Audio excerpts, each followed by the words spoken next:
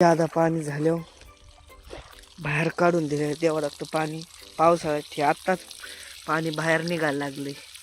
आता वावरातच राहायला पाहिजे उन्हाळ्याच्या दिवशी.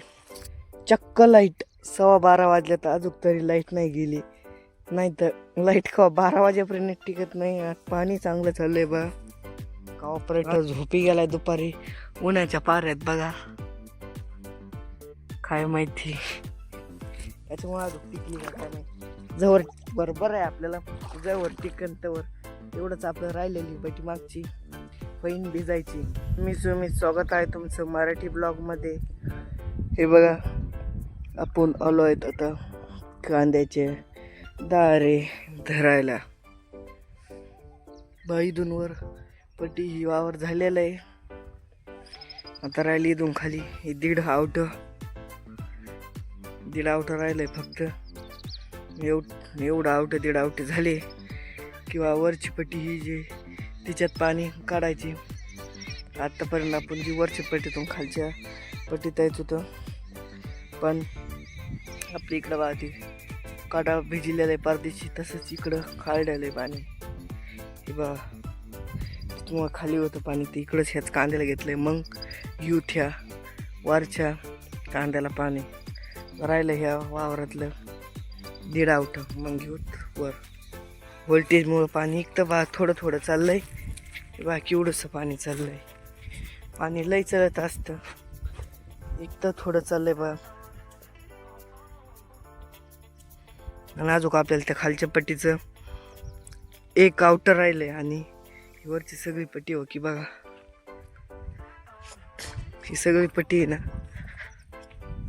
ती राहिली अजून. हे बघा इथून पाणी येतं. इथं बोटबोडा निघात तिथं पाईप काढायला अशा वरून सगळी पाईपलाईन आलेली बा. तिथं पाईप दिसत असेल तुम्हाला जोड्याला. तिथं वर काढा तिथून खाली अशी पाईपलाईन येतं की बा येतंय पाणी. आणि ही सगळी पट्टी भिजायची राहिलेली आहे बा. त्याला बसलं तर शेवटचं पाणी बसेल या कांद्याला. शेवटचं पाणी मग येते काढायला. नाही तर अजून एक बा एक दोन नाही तर एक पाण्यात नाही आले एवढ्या पाण्यात काढायला तर अजून एक पाणी द्यायचं. नाही तर बाद झालं एवढंच पाणी. चला बघूत आपलं आता वाफा पाणी लावून दिलेलं आहे बा. कसे बुडबुडा निघते हे बा. आता शिकवा कडच्या वाफेत पाणी चालू आहे. अजून 6-7 वाफे राहिले तिकडं पलीकडं. आणि लांबट आवटे बा खोऱ्यापासून तर एवढं लांबट आवटा यायला टाईम लागतो. होईन बा बरं का 10-10 वाजेपर्यंत लाईट टिकल्यावर 10:30 वाजे वाजते. बहुत जेव्हा भिजायचं होईन तेव्हा होय मी सांगतो बा तुम्हाला. मी बघून तारीख त्या कांद्याला वरचे किती महिने झाले तर किती दिवस. हे वावर 13-14 डिसेंबरचं वरचं तक्ती वरचं वावर. 13-14 डिसेंबरचं वावर आहे ते वरचं. आणि त्याच्याबरोबरच अजून तिकडे बा बरं का दोन्ही वावर 13-14 डिसेंबरला लावलेले कांदे. आणि हे आणि अजून 2 21-22 अशाच तारखेला लावलेले इथं. चला आपला वाफा भरलाय तिकडं बाहेर पाणी जायला लागलं. आधी बुजावं लागलं पाणी काढून. जादा पाणी झाल्यावर बाहेर काढून दिले द्यावं लागतं पाणी. पावसाळ्यात हे आत्ताच पाणी बाहेर निघायला लागले. आता वावरातच राहायला पाहिजे उन्हाळ्याच्या दिवशी. इथून चाललंय इथंच बुजावलं.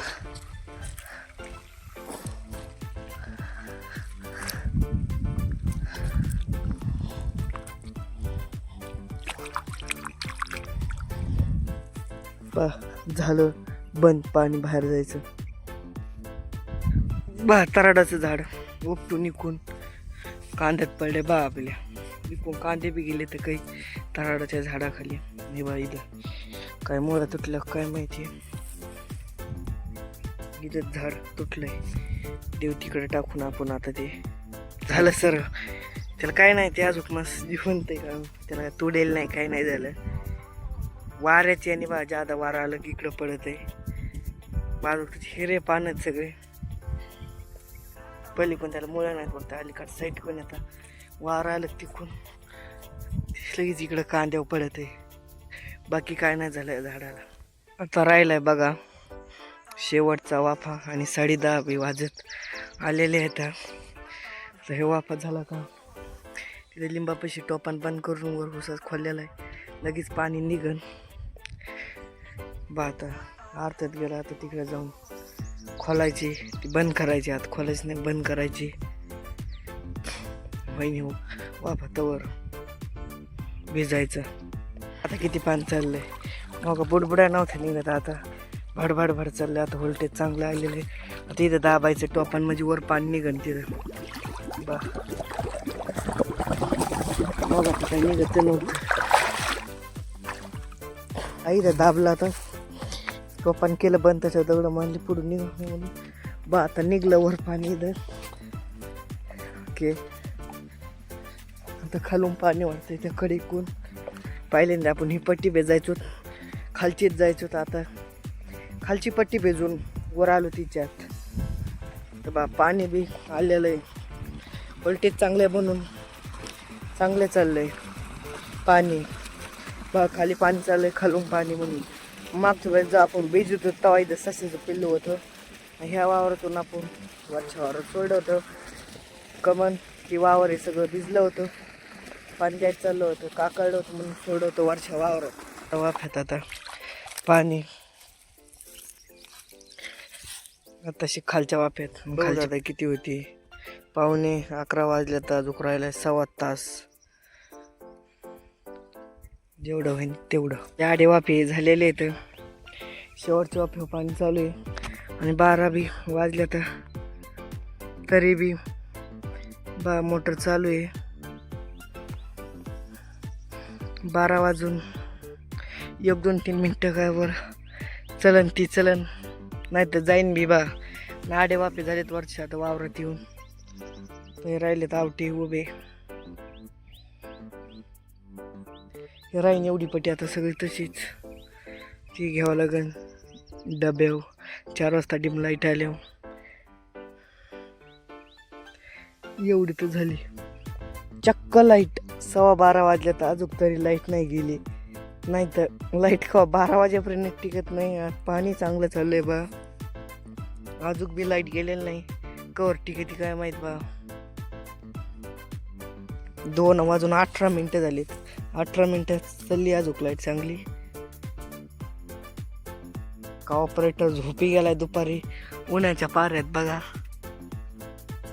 काय माहिती त्याच्यामुळे अजून टिकली काय माहिती. जवळ बरोबर आहे आपल्याला, जवळ टिकन तवर तेवढंच आपलं राहिलेली पैठी मागची पैन भिजायची. तर बा आपली लाईट चांगली टिकली. 12:30 वाजून गेल्या आता तरी लाईट टिकलेली. आता पप्पा दारे आले तर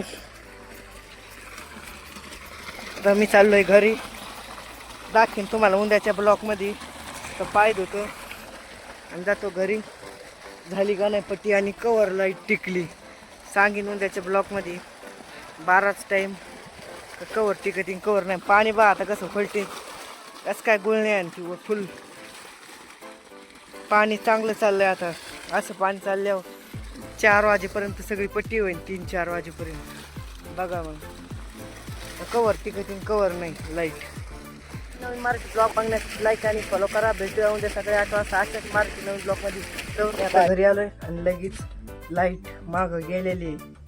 आपली लाईट फक्त 1:15 वाजेपर्यंत टिकली आणि 1.25 तास जादा लाईट टिकलेली. आता आलेलो आहे आम्ही दारेवर. आता आता शिक जाडे झालेले इथे धरून वाजल्यात 9:15 आणि 5:30 वाजता डब्या मोटर चालू केली होती. झाली तर आता दारे धरून